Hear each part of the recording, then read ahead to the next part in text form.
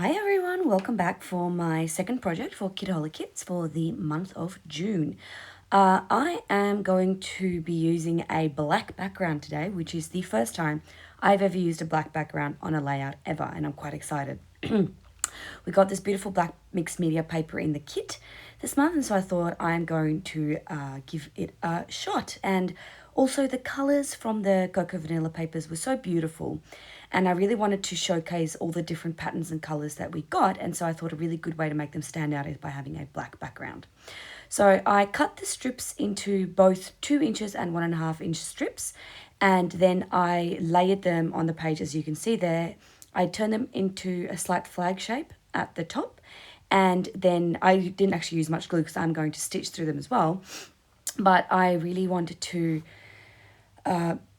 showcase the beautiful colours. So that is why I did that. I have a 2-inch strip next to a 1-inch strip, 1.5-inch strip, sorry, next to a 2-inch strip. And as you can see, it sort of follows a pattern of being blue, pink, white with colour, and then blue. So it's blue, pink, white with colour and blue. So I kind of wanted it to look balanced, even though the actual papers themselves were all different colours.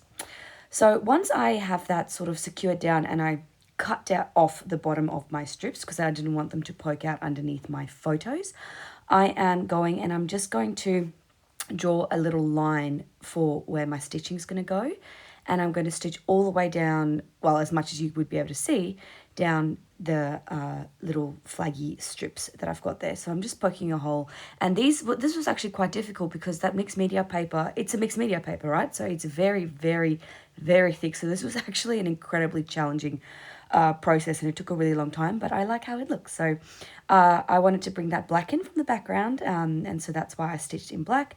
And as always, I'm just folding up the edges of those stitched down elements to add some dimension.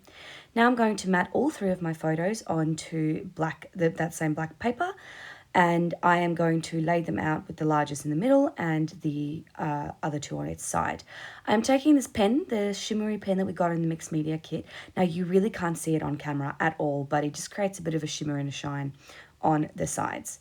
So then I wanted to create a bit of balance, and the way I did this is I am taking the opposite pinks and I'm matting the photos onto those opposite pinks. So with that strawberry page, I am matting the photo on the opposite strawberry paper, if that makes sense. Sorry. Hopefully you can understand what I mean. And then in the middle, I am actually taking the two of the colours, this beautiful blue, which I actually really liked, and this navy blue, and I'm going to map my photo on those. Now, in terms of the actual story, it's the story of when we went to Bali and my daughter got her hair braided, and the colours in her hair suited the colours in the kit very well as well, which I really liked. So that's why I decided to tell this story using this particular kit.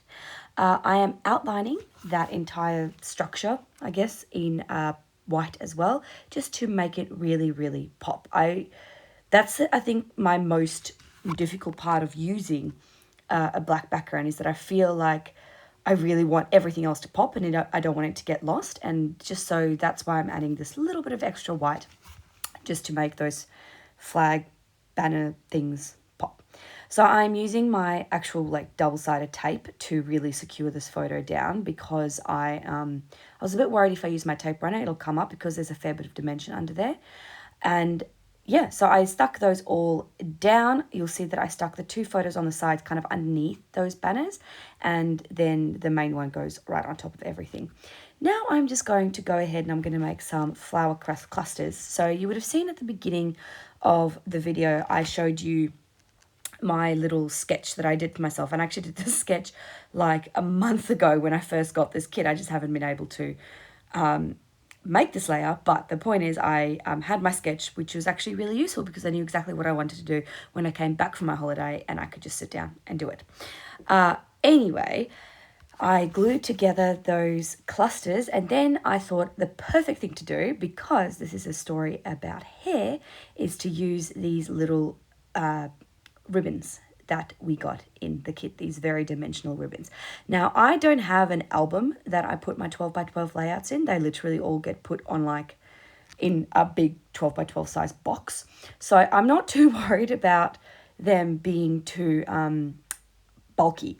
So that's why I like to add a lot of bulk to my 12 by 12 layouts, because it's fine. I don't really mind. I love this label from the kit. Unfortunately, don't get too attached to that because I do move it.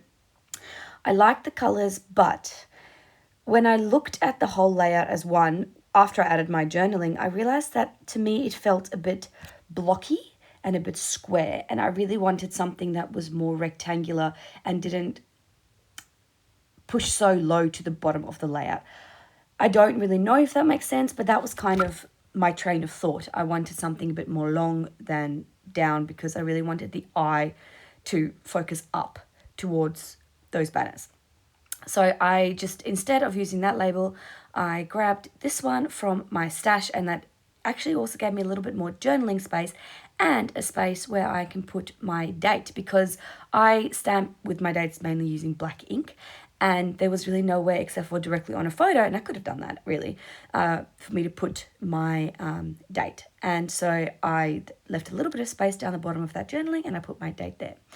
Then I wanted to add some white splatters, which I used. This is, I believe, an acrylic ink, and I can't remember the name, but it's just a white acrylic ink that I mix with water.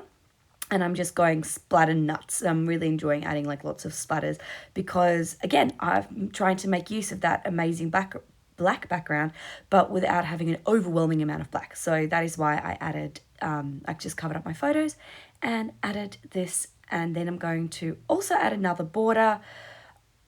Again, like you can do a lot with white on a black background, I've now discovered, which makes me happy. This layout is now done. Thank you very much for joining me, guys. I will see you all next week with another 12 by 12 layout. Bye.